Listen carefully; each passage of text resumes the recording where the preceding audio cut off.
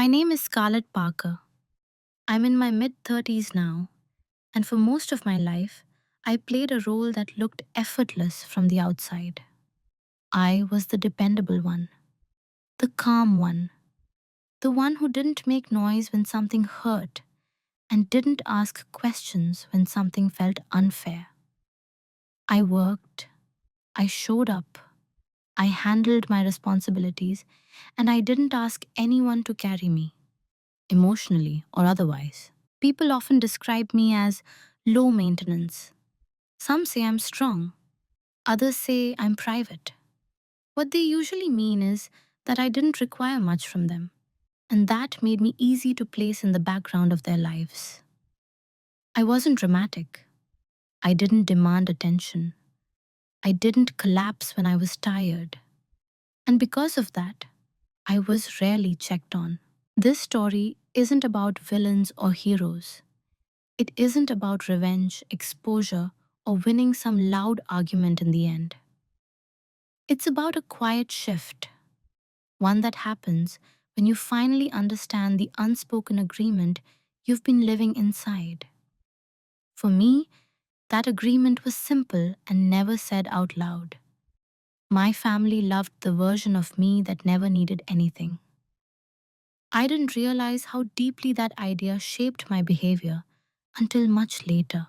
For years, I believed love was proven through usefulness, through silence, through endurance. I believed that as long as I kept things easy for everyone else, I was doing my part. And in many ways, that belief worked until it didn't. Because as long as I asked for nothing, I was easy to love. The moment I began to need clarity, space, or respect, the temperature changed. Not with anger, with confusion. What you're about to hear is not a dramatic escalation. There are no explosive confrontations here, no shouting matches, no scenes designed to humiliate anyone. This is a documentary style account of how someone who was quietly underestimated learned to stop negotiating their worth in silence. It's about observation, restraint, and timing, about choosing not to correct people when they misunderstand you. Because sometimes misunderstanding becomes leverage.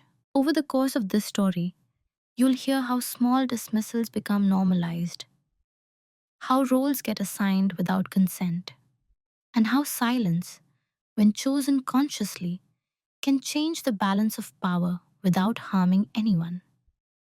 You'll hear about preparation that happens in private, decisions made without announcements, and consequences that arrive without explanation. I'm sharing this not to position myself above anyone, but to be honest about what it costs to be endlessly easy.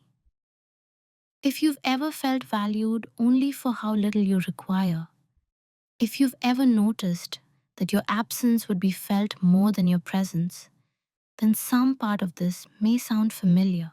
So before we begin, let me ask you one gentle question.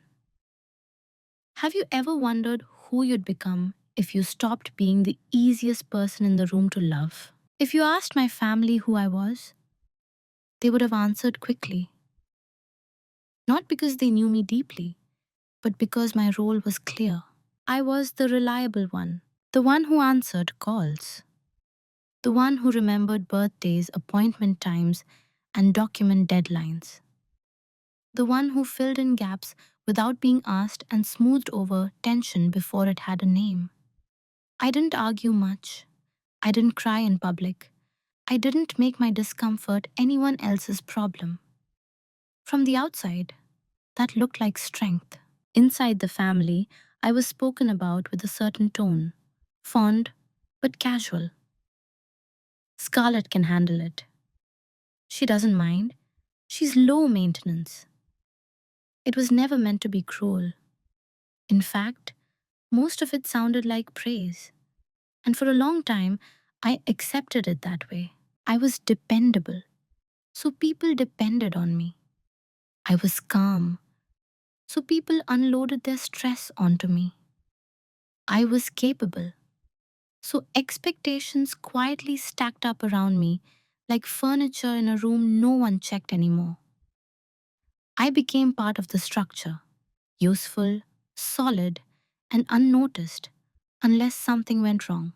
No one asked how I was doing unless there was a pause long enough to fill. No one worried whether I was tired. I never gave them a reason to. I had learned early that being easy kept the peace, that needing less meant being loved more. At family gatherings, I was often moving while others were sitting, refilling glasses, cleaning as I talked, solving small problems before they reach anyone else's attention. If something needed organizing, I did it. If something needed explaining, I translated. If something needed absorbing, I absorbed it. And here's the important part. I wasn't resentful then. I didn't feel invisible in a dramatic way. It was quieter than that. More like I had learned to stand slightly out of frame in my own life, holding things steady so others could feel centered. When people talked about me, they talked about what I did, not what I wanted. They trusted my competence more than my experience. My opinions were considered practical, not emotional, useful, not urgent. I didn't interrupt.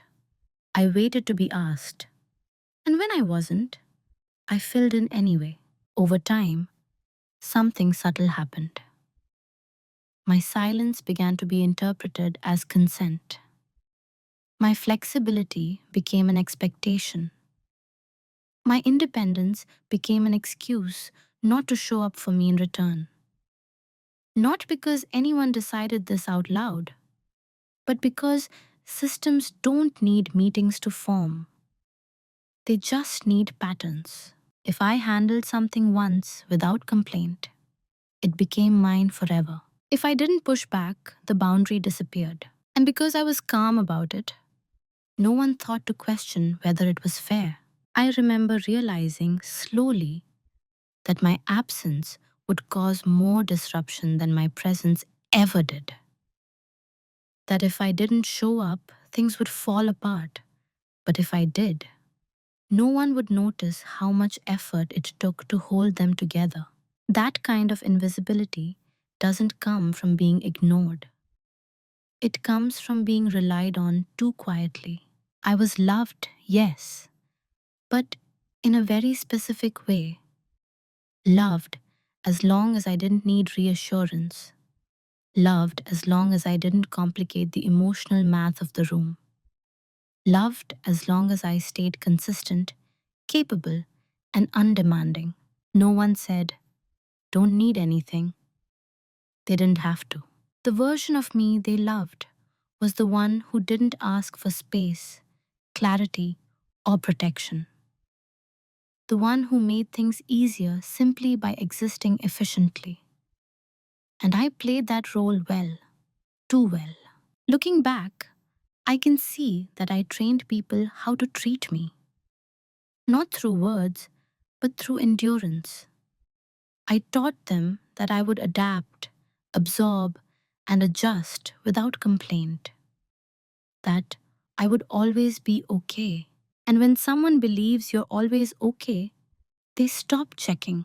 This part of the story isn't about blame, it's about context, about understanding who I was to them before anything changed. Because nothing shifts unless something has first been normalized. And for me, what was normalized was being needed more than being known. The first time it happened, I almost missed it. That's the thing about small cuts. They don't announce themselves. They don't bleed enough to demand attention. They just sting for a second, then disappear into the noise of daily life. If you're someone who's used to carrying weight quietly, you learn to step around them without stopping. For me, it wasn't an insult. It wasn't raised voices or obvious disrespect. It was a decision made without me about something that directly affected me. A family plan, a schedule, a commitment that assumed my availability without asking. I remember hearing about it secondhand, framed casually, almost cheerfully. Oh, by the way, we figured Scarlett would handle that part. No malice, no hesitation, just certainty. I smiled. Of course I did. I said something neutral. Okay. I adjusted my calendar in my head before anyone finished the sentence. That's what I'd always done. But later, alone, I felt something unfamiliar. Not anger, more like a quiet dissonance. A sense that something had shifted by a few degrees, just enough to notice if you were paying attention. I replayed the moment, not obsessively, just once or twice. I realized no one had looked at me when the decision was made. No one checked my reaction. It hadn't occurred to them that I might say no. And what stayed with me wasn't the extra responsibility, it was the assumption. Everyone else forgot about it almost immediately. The conversation moved on, laughter returned. The evening ended the way it always did. To them, nothing had happened. But I remembered, not because it hurt deeply, but because it was new. It was the first time I became aware of the gap between how present I was and how considered I was, between being included and being consulted. I was part of the equation, but not part of the choice. I told myself it was practical, that I was the most capable, that it made sense. All of that was true. But there was something underneath those explanations that didn't sit right. Capability had quietly replaced consent. I didn't bring it up, not because I was afraid, but because I didn't yet have language for it. It felt too small to name without sounding petty, too subtle to point to without being misunderstood. And I had built my identity on not being misunderstood. So I let it go, or at least, that's what it looked like. In reality, I stored it away, not as a grievance, but as data. A single point doesn't mean much, but patterns are built from points like these. And something in me, very calmly, began to pay closer attention. Over the next few weeks, nothing dramatic happened. No confrontation, no apology, just the quiet continuation of life. And yet, that moment lingered, not emotionally, but intellectually. I started noticing how often decisions landed near me without passing through me. How often was my flexibility used as a shortcut? How often my silence smoothed things over before anyone else felt friction? No one else noticed because nothing broke. And that was the problem. When someone like me absorbs pressure well, the system never feels strain. There's no reason to adjust, no signal that anything is off. So it continues, efficient, unexamined. That first small cut didn't change my behavior, not outwardly. I still showed up, still helped, still handled things with composure. But internally, a question had formed, not why would they do this, but something much quieter and much more important. What do they assume will always be true about me? That question didn't demand an answer yet. It just sat there, waiting. Once you notice the pattern, you can't unsee it. What began as isolated moments slowly stitch themselves together into something familiar. Decisions are made casually, opinions redirected gently, boundaries crossed so smoothly they barely registered as crossings at all. Nothing loud enough to challenge, nothing sharp enough to protest without seeming unreasonable.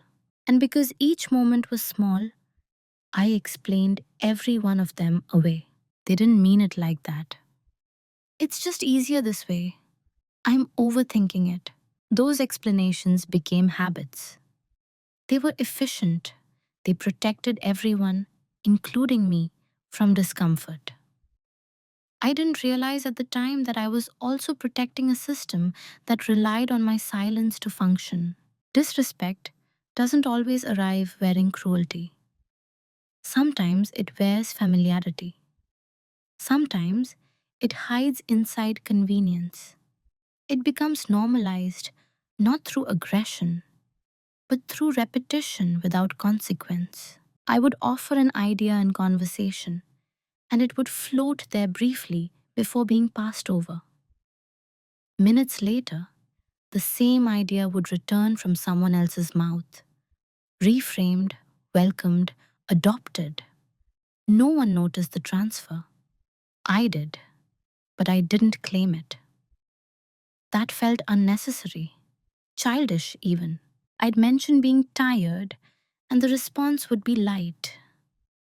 You're always busy. You'll be fine, I said. Nothing. I was always fine. When plans shifted at the last minute, it was assumed I would adapt. When something needed covering, my name appeared without discussion.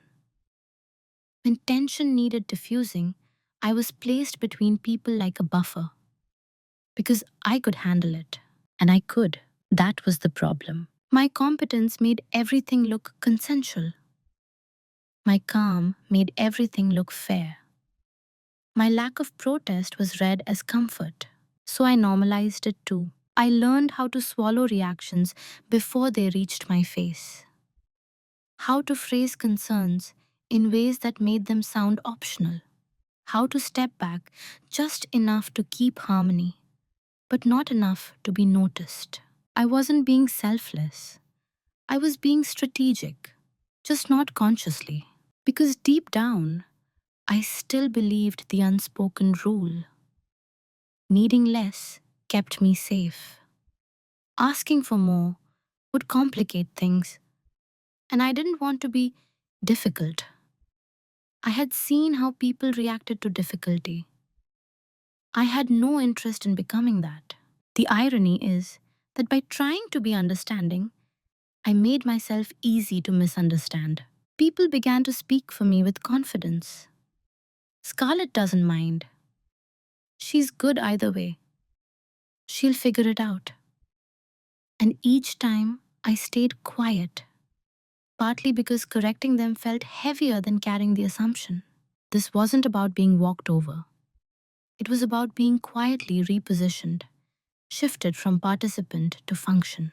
And I helped that process along by rationalizing it. I told myself that this was what maturity looked like, that emotional restraint was a strength, that choosing peace over friction was wisdom.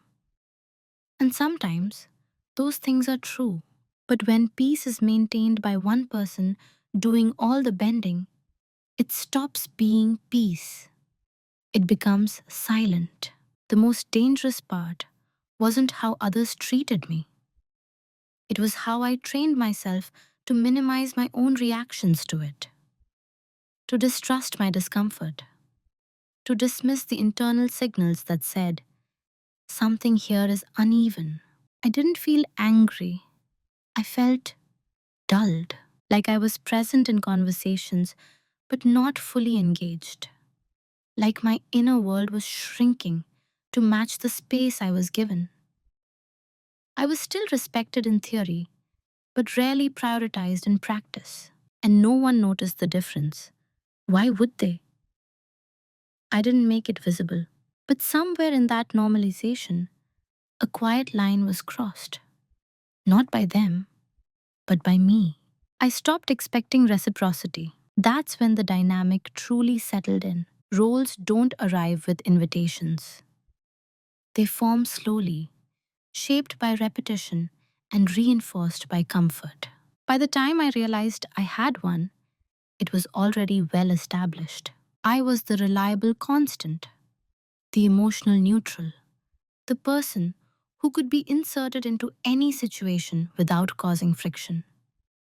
I was expected to be reasonable, adaptable, and quietly competent, no matter the circumstances. This wasn't discussed. It didn't need to be. Everyone behaved as though we'd all agreed to it years ago.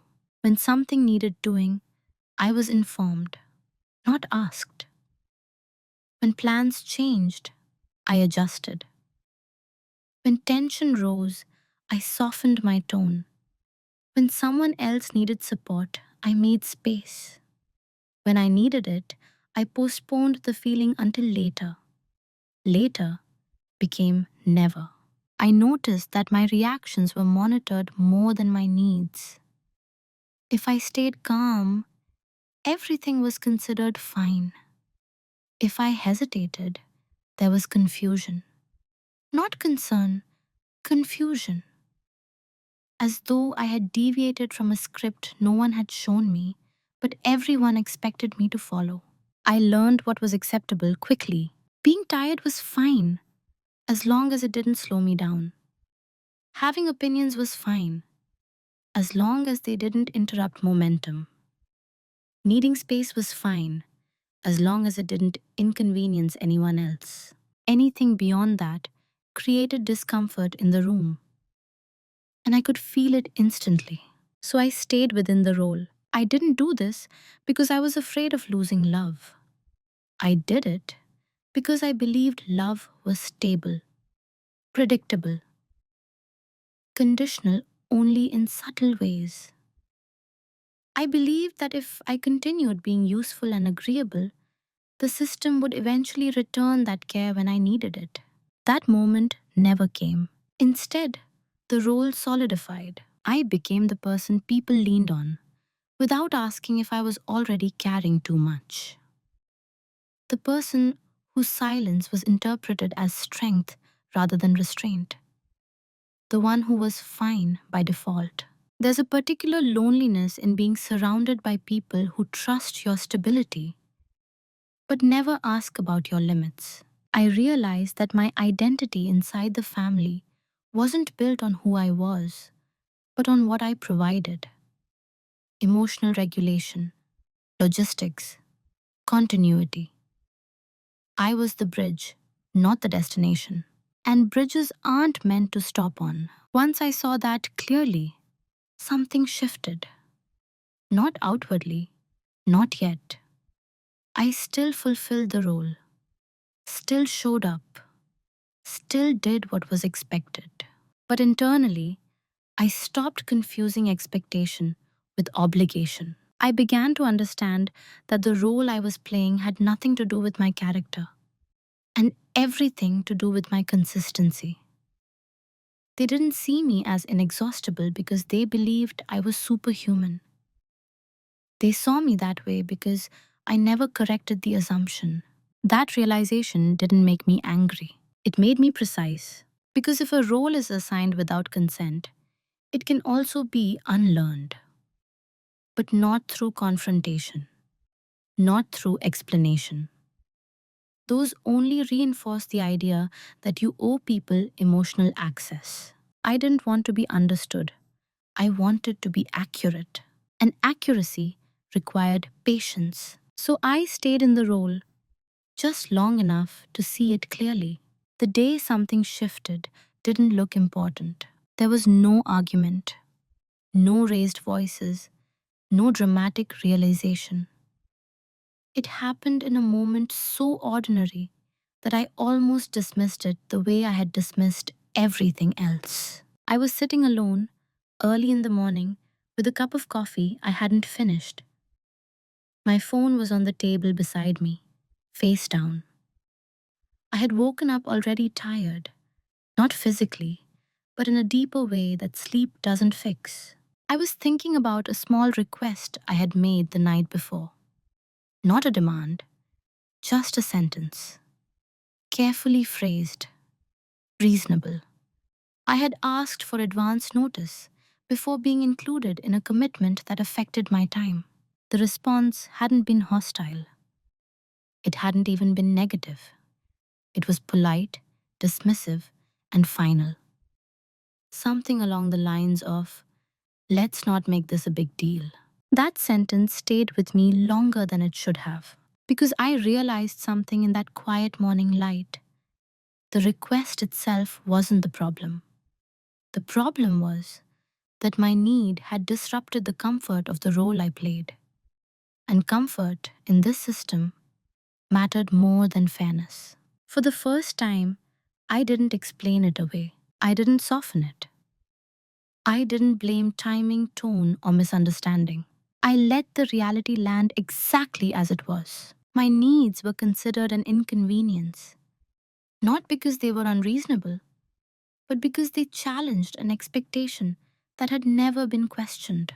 And suddenly, everything made sense. The exhaustion, the dullness, the sense that I was present but never fully accounted for. I wasn't imagining it. I wasn't too sensitive.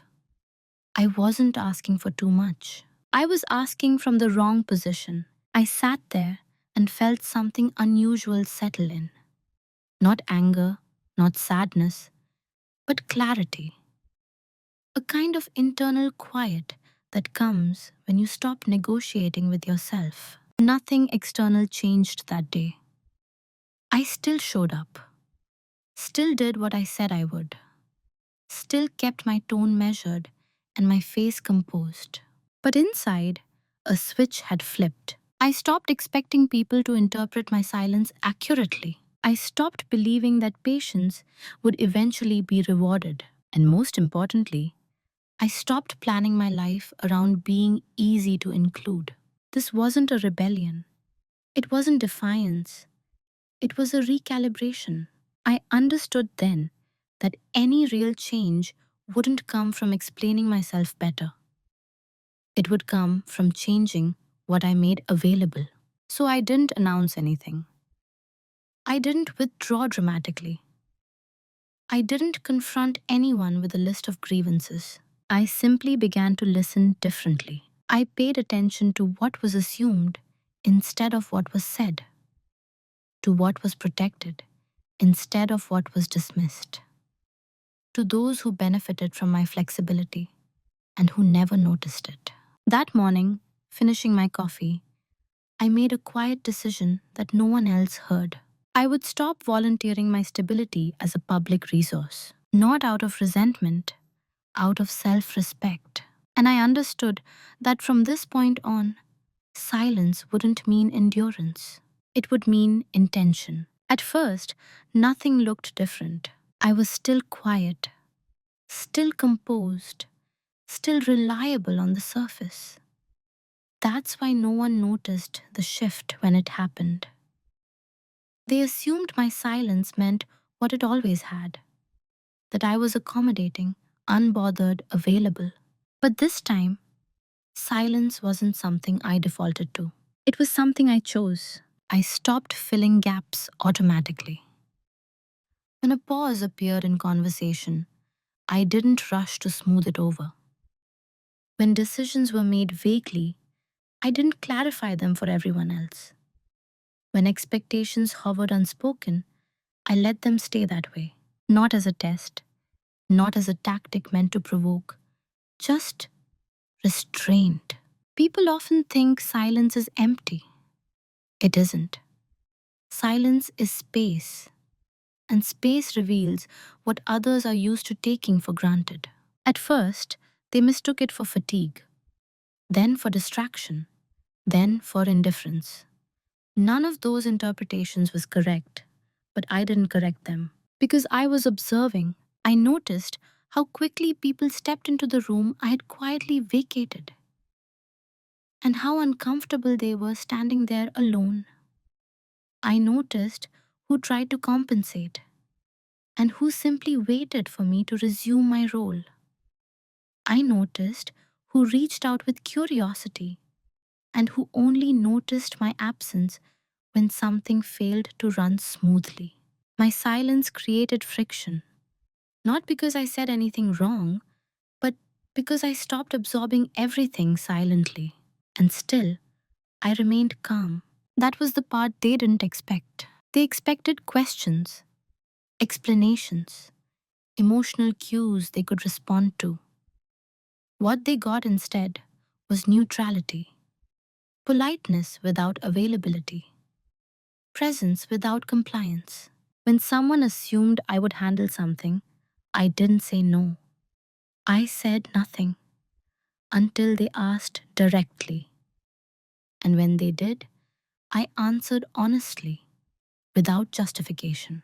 I'm not available for that. No apology, no backstory, no softening language. Just a fact. Silence, used this way, isn't passive. It's selective. It creates boundaries without declaring them. And because I hadn't announced a change, people didn't know how to argue with it. There was nothing to push against. Some interpreted it as a weakness. They thought I was retreating. I was overwhelmed. That I'd eventually return to normal if they waited long enough. I let them believe that. Because what they called weakness was actually discipline. It takes effort not to over explain, not to rescue, not to correct assumptions that benefit others more than they benefit you. I wasn't trying to teach anyone a lesson. I was reclaiming energy, time, attention. And the more I did, the more I realized how much of myself I had been giving away simply to keep things smooth. Silence gave me room to prepare, not for confrontation, but for clarity. While everything looked the same on the outside, something very different was happening underneath. No one noticed because nothing dramatic changed.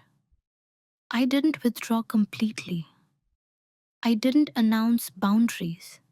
I didn't become distant or cold. I stayed consistent enough to remain familiar, but not accessible enough to be relied on automatically. That in between state is almost invisible. And in that invisibility, I began preparing. Preparation didn't look like plotting or scheming. It looked ordinary, quiet, responsible. I started documenting things I had always trusted would be remembered.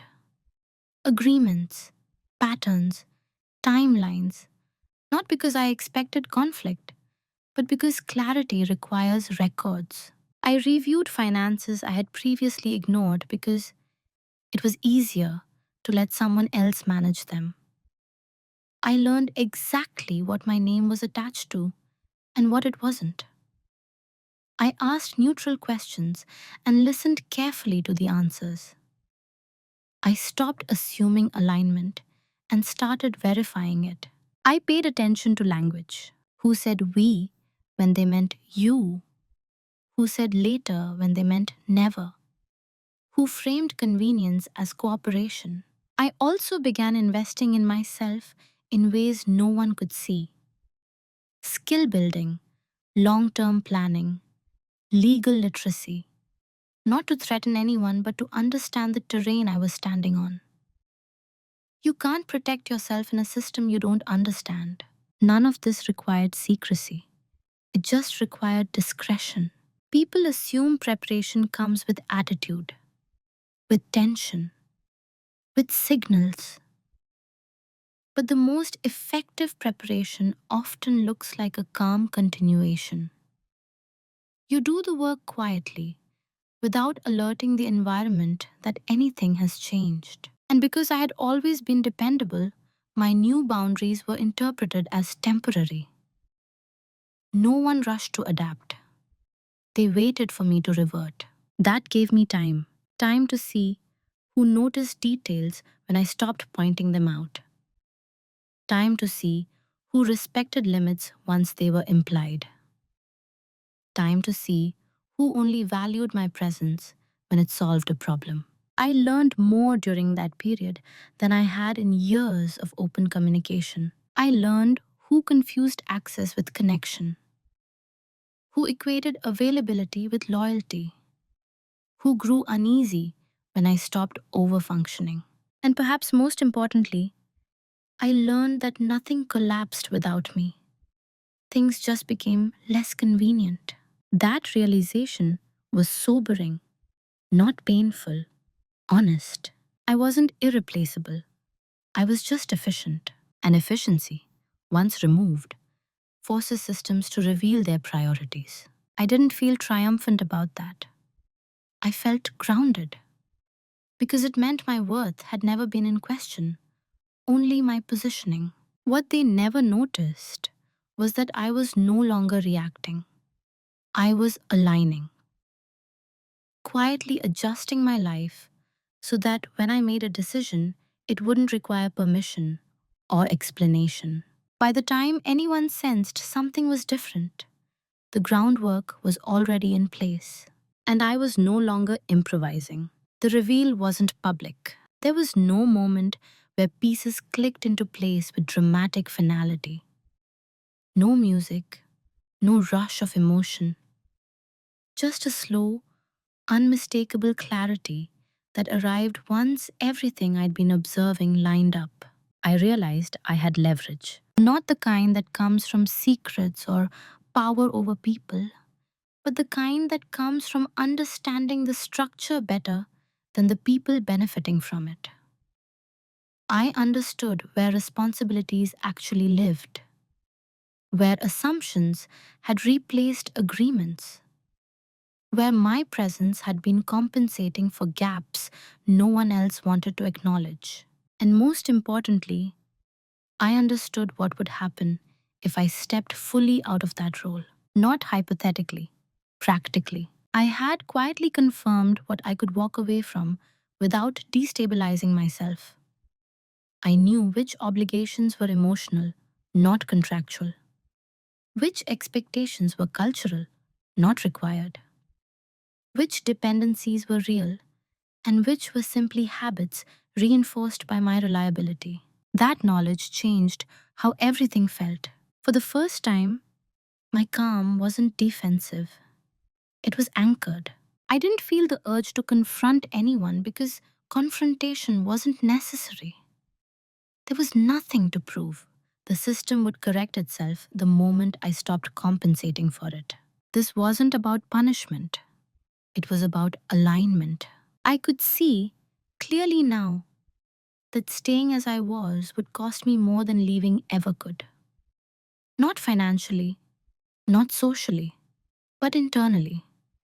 Staying meant continuing to minimize myself, to maintain a version of peace that only existed because I absorbed the cost. So I made a decision, quietly. I would disengage from the role entirely, not all at once, not dramatically, but completely. I didn't owe anyone an explanation for choosing sustainability over sacrifice. I didn't owe anyone continued access to a version of me that no longer existed. That realization didn't make me feel powerful. It made me feel settled. Because once you see the truth of a situation clearly, you don't need validation for your response. You just need follow through.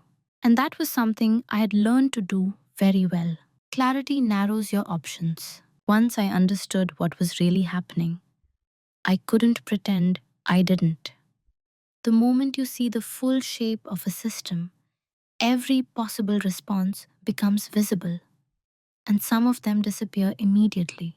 I had choices. I could speak up again, more firmly this time, lay everything out, explain how things had felt, where lines had been crossed, and what I needed going forward. That path offered the comfort of being fair, of giving people a chance to adjust. I could also continue as I was, quietly accommodating, privately frustrated. That option was familiar, predictable. It required no disruption, only endurance. And then there was the third option, the one that didn't involve convincing anyone of anything. I could change my participation, not as a threat, not as a lesson, simply as a consequence of new understanding. I could step out of the role that had been assigned to me without asking for permission to leave it. That option felt irreversible, and that's how I knew it was the right one. Because reversible decisions keep you tethered to other people's comfort. Irreversible ones anchor you to your own. I didn't rush into it. I thought carefully. I evaluated what I was willing to lose and what I wasn't willing to keep. I measured the cost of silence against the cost of disruption. What surprised me was how uneven that math had become. Leaving the role would create inconvenience for others. Staying in it would erode me. That was the real decision point. So I chose the option that respected my limits, even if it unsettled expectations. I didn't announce the choice. I didn't frame it as a turning point. I simply began executing it with the same precision I had once applied to holding everything together. When you decide something fully, there's no need to explain it loudly. The explanation lives in your consistency.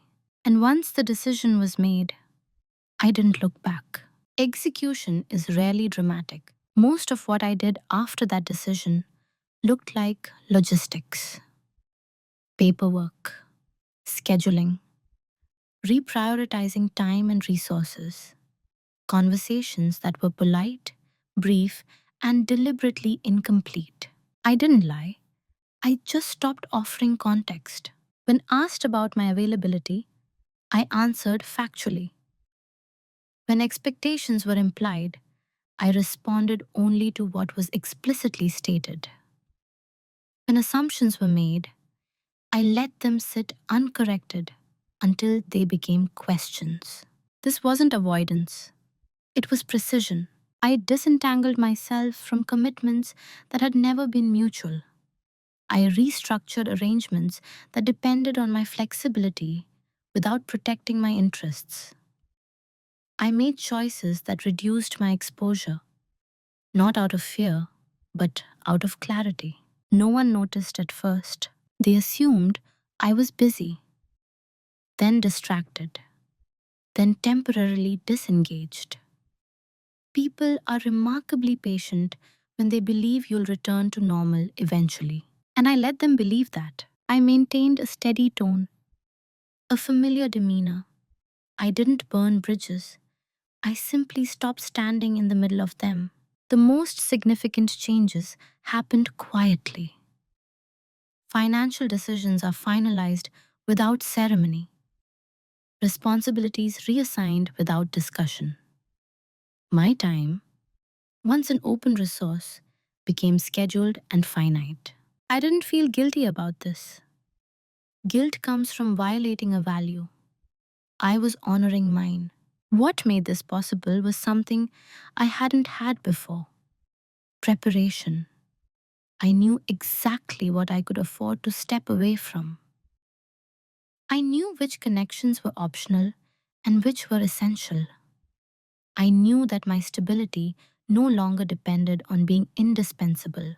That knowledge made everything else easier. I wasn't moving away from people. I was moving towards sustainability. And because I didn't announce it, there was nothing for anyone to argue with. No narrative to counter. No emotional appeal to deflect. Silence again did the work. By the time anyone sensed that something fundamental had shifted, the shift had already taken place. Consequences rarely arrive with drama when change is done quietly. They arrive in confusion. At first, it was subtle. A missed detail here, a delayed response there. Small things that used to resolve themselves without effort now require follow-up. People began checking messages twice, reconfirming plans, asking questions they'd never needed to ask before. I watched this without commentary because what they were experiencing wasn't loss, it was adjustment. They were encountering the absence of something they had never consciously acknowledged as present. My quiet coordination, my emotional buffering, my willingness to step in before things escalated. When those things disappeared, no one could name what felt off. They just felt it. I noticed the shift in tone before I noticed it in words. Conversations carried a slight edge of uncertainty. Requests were phrased more carefully. Some people became overly polite. Others grew impatient, as if the system had malfunctioned and they were waiting for it to reboot. A few reached out casually. Everything okay? I answered honestly. Yes. And it was. What they meant was, why aren't you compensating the way you used to? But they didn't have language for that. So the weight is redistributed. Tasks I once absorbed landed elsewhere. Emotional labor I quietly handled surfaced as tension between people who weren't used to carrying it. Plans stalled longer. Decisions took more effort. Nothing catastrophic, just less smooth. That's when something important happened. Instead of blaming the system, some people blamed the absence. They didn't say my name outright, but I could feel it in the implication. The subtle expectation that I would step back in, that I would notice the imbalance and correct it, that I would restore the familiar ease. I didn't. Not because I was proving a point, but because stepping back in would have undone everything I had learned. This was the moment where restraint mattered most. When people feel inconvenienced, they often confuse it with unfairness. They look for the fastest fix, not the most accurate one. And for a long time, I had been the fastest fix. Now, without me volunteering, they had to confront something else, the system itself. Some adapted. They reorganized. They learned. They stepped up without complaint. Others grew restless. Their comfort had been disrupted, and they wanted it restored, preferably without changing their own behavior. What struck me was how little of this had anything to do with me as a person. It was about function. And once I understood that, the last traces of guilt disappeared. I wasn't withdrawing love. I wasn't creating conflict. I was simply no longer subsidizing the imbalance. And an imbalance, once exposed, always feels like a loss to the people who benefited from it. The shift reached a point where it could no longer be ignored. What began as a mild inconvenience turned into visible strain. Not chaos, just pressure. The kind that builds when a system has relied on one quiet support for too long and suddenly has to redistribute the weight. That's when the tone changed. Messages became longer. Explanations are more frequent. There was an urgency that hadn't been there before. Not concern for me, but concern for continuity. Things weren't breaking, but they weren't flowing either. And for the first time, people realized that what they'd called normal had required more effort than they'd ever acknowledged. Some tried to fix it retroactively. They reached out with softened language, references to the past. You've always been so good at this. We really value everything you do. Compliments surfaced where assumptions used to live. What they were offering wasn't changed. It was reassurance. Reassurance that if I returned to the role, it would be appreciated this time. But appreciation without restructuring is just nostalgia. Others attempted something closer to negotiation. Suggestions that we talk things through, that we reset expectations. These conversations circle the edges of the issue without naming it. Because naming it would require acknowledging that the imbalance had been real and benefiting from it had felt comfortable. And then there were the moments of panic, deadlines missed, emotional tension rising. Someone finally asks, "Can you just handle this one thing like you used to?"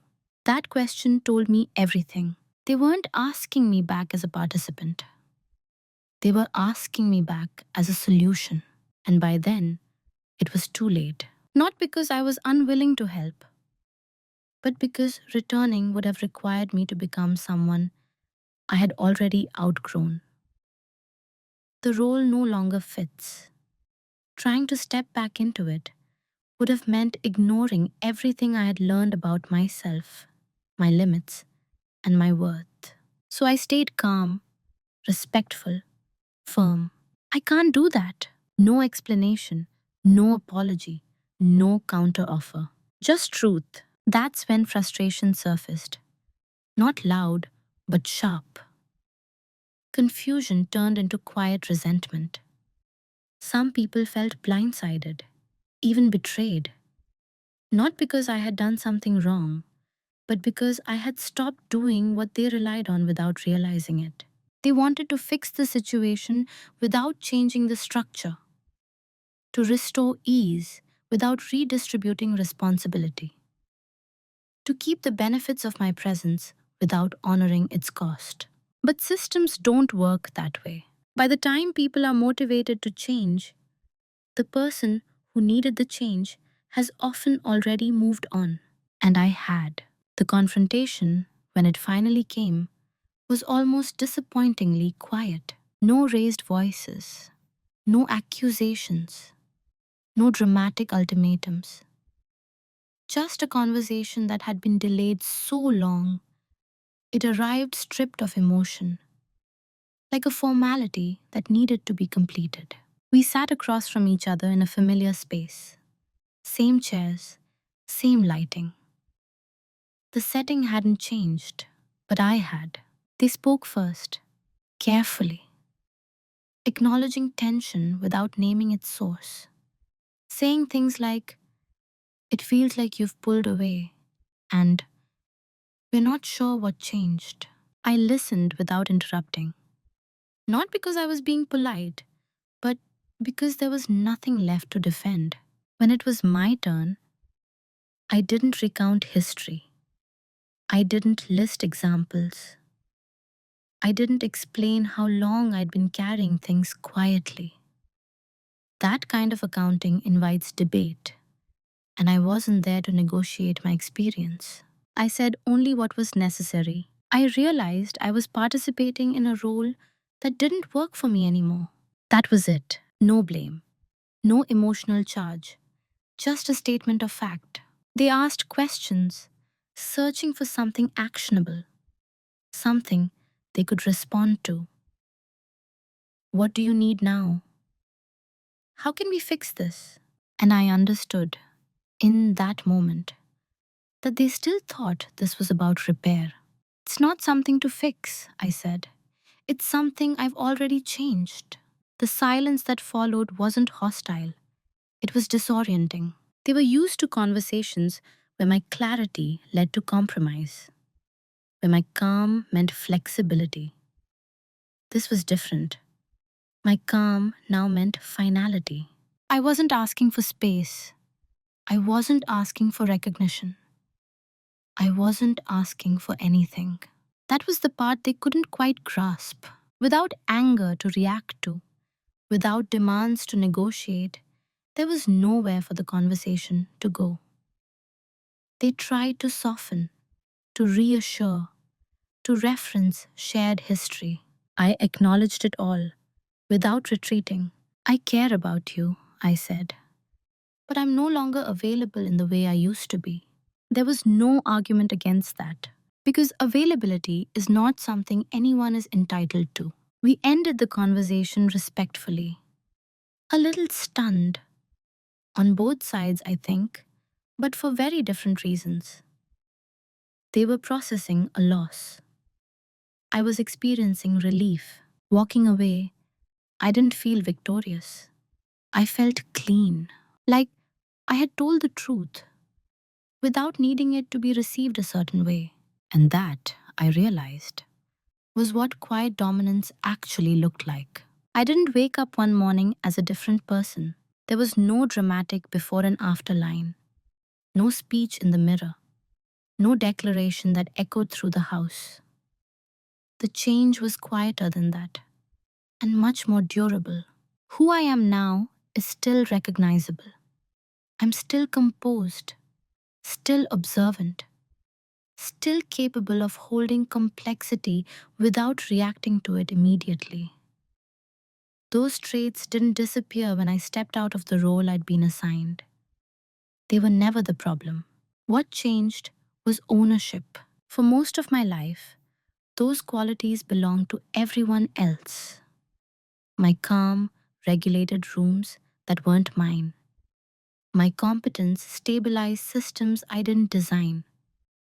My patience absorbed pressure so others could remain comfortable. I mistook that pattern for a character. Now, those same traits serve me first. I no longer enter spaces scanning for what needs fixing.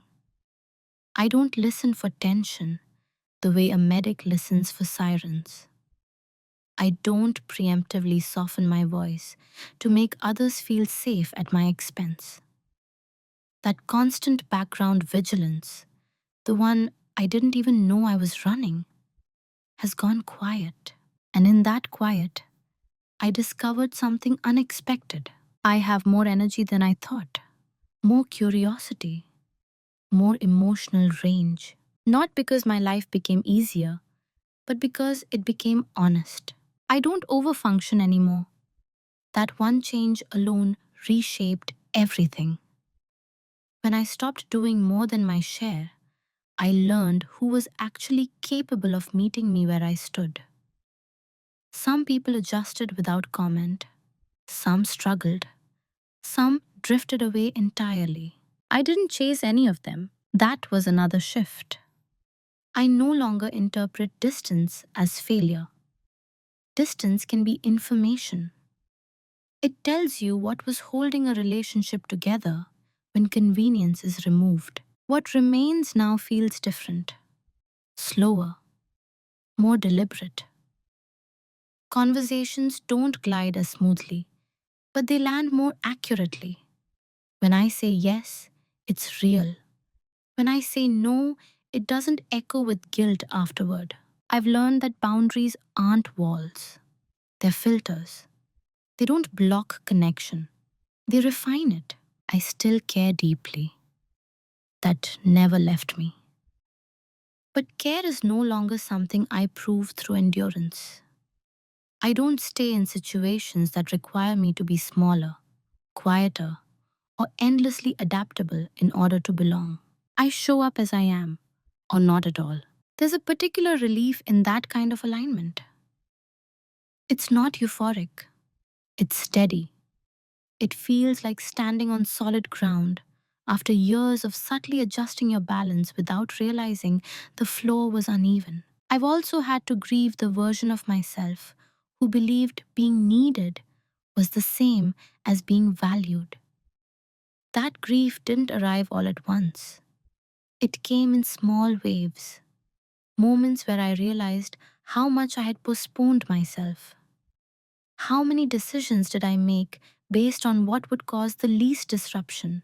I don't judge that version of me. She did what she needed to do to survive in the environment she was in. She learned early that being easy was rewarded, that staying calm kept things stable, that not needing anything made her lovable. Those lessons weren't wrong, they were just incomplete. Now I've added new ones. I've learned that clarity is kinder than accommodation, that early honesty prevents late resentment, that presence means very little if it costs you yourself. I've learned to tolerate being misunderstood without rushing to correct it. Not because I don't care, but because not every misunderstanding deserves my energy. Some people only understand you when you stop explaining. I've also learned that I don't need consensus to move forward. I used to wait, quietly, for everyone to be comfortable before making changes. I thought that was respect. What it often was self abandonment dressed up as patience. Now I move when I'm clear. That doesn't make me harsh, it makes me accurate. There are moments when I catch myself slipping back into old reflexes, offering help too quickly, absorbing tension that isn't mine, softening truths before anyone has even reacted. When that happens, I pause. I ask myself one simple question: is this mine to carry? Sometimes the answer is yes. Often it isn't. And the freedom to choose makes all the difference. My relationships now are fewer, but they breathe. They don't rely on me holding everything together. There's room for disagreement, for silence that isn't tense, for needs that are named instead of hidden. I'm no longer proud of how much I can endure. I'm proud of how clearly I can participate. That shift changed my sense of identity in a fundamental way. I no longer define myself by reliability alone. Reliability without reciprocity is just predictability. I want to be known for discernment, for integrity, for choosing where my energy goes instead of dispersing it everywhere. There's also something else I didn't expect. Respect feels different now. It's quieter, less performative. No praise for being strong or selfless. Instead, there's attentiveness. People ask instead of assuming. They listen when I speak because I don't speak reflexively anymore. And when they don't, when someone tries to step back into old patterns, I notice it immediately. Not with alarm, with information. I adjust accordingly. I don't need to announce who I am now. My behavior does that for me. The consistency of my boundaries speaks louder than any explanation ever could. If I sound calm telling you this, it's because I am, not numb, not detached. Calm in the way that comes from not being at war with your own limits. This version of me isn't louder. She isn't harder. She isn't colder. She's clearer. And clarity, I've learned, is the most stabilizing force there is. There's a truth that took me a long time to understand, mostly because it hides behind praise, not criticism, not conflict. Praise. You're so strong. You never make things difficult. You're the one we can always count on. Those words sound like love. And sometimes they are. But sometimes they are also instructions. Quiet ones. Instructions about who you're expected to remain in order to keep belonging. For years, I believed that being strong meant being endlessly accommodating, that being loving meant being flexible to the point of invisibility, that maturity meant absorbing discomfort so other people wouldn't have to confront it. I didn't realize how much of myself I was trading away for harmony, because the trade was gradual and it was rewarded. That's the part we don't talk about enough. Most people don't exploit you loudly. They adapt to what you make available. Every system runs on energy, emotional energy, time, attention, problem solving. When one person consistently supplies those things without naming the cost, the system recalibrates around that supply. It begins to depend on it, to expect it, to forget that it ever belonged to a person. And when that supply changes, even gently, the system reacts.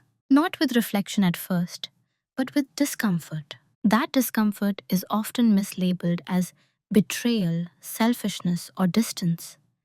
But what it really is withdrawal shock. People aren't upset because you changed.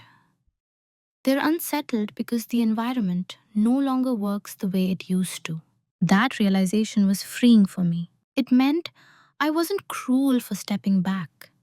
I wasn't dramatic for choosing differently.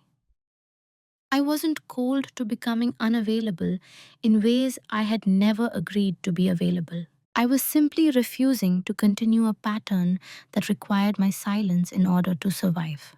There's a dangerous myth that says, if you're truly strong, you won't need anything. But strength that never needs anything is not strength. It's erasure. Another myth says, if you love people, you'll always make it work. But love that only works when one person does all the adapting isn't love. It's convenient with emotional language wrapped around it. What I learned slowly, painfully, and then all at once is that respect shows up long before gratitude does. Respect shows up in consent, in consideration, in being asked, not assumed. And when respect is missing, no amount of appreciation can replace it. That's why I didn't wait for apologies. I didn't wait for acknowledgement. I didn't wait for anyone to finally say, we should have treated you differently. Waiting keeps you tied to other people's readiness. I chose to move when I was ready. Quiet dominance, despite how it sounds, isn't about control. It isn't about withholding to punish. It isn't about making others feel the loss. It's about reclaiming authorship over your own participation. It's the moment you stop proving your worth through endurance. The moment you stop translating your needs into silence. The moment you realize that being easy to love is not the same thing as being deeply known. And here's the part that matters most. You don't need to announce that moment. You don't need to justify it. You don't need agreement. You don't need closure conversations that go in circles. Sometimes the most powerful boundary is the one you enforce consistently without explaining it twice. Since stepping into this clarity, my life hasn't become perfect, but it has become congruent. My actions match my values. My presence matches my consent. My silence is no longer a sacrifice, it's a choice. And when I do speak, it carries weight because it's no longer compensating for everything left unsaid. If you take anything from this story, let it be this. Pay attention to the version of yourself that others reward the most. Ask yourself what version is required to give up. If love depends on you being endlessly calm, endlessly capable, endlessly self-contained, then love is being offered to a performance, not a person. You're allowed to outgrow the roles that kept you safe once, but keep you small now. You are allowed to stop being convenient. You are allowed to let systems feel the weight they quietly assign to you. And you are allowed to choose yourself without turning it into a spectacle. So I'll leave you with this, not as a challenge, but as an invitation to reflect. In your own life, who benefits most from you staying quiet? And what do you suspect would change if you stopped? If this story resonated with you, I'd love to hear your thoughts in the comments. Not the polished version, the honest one.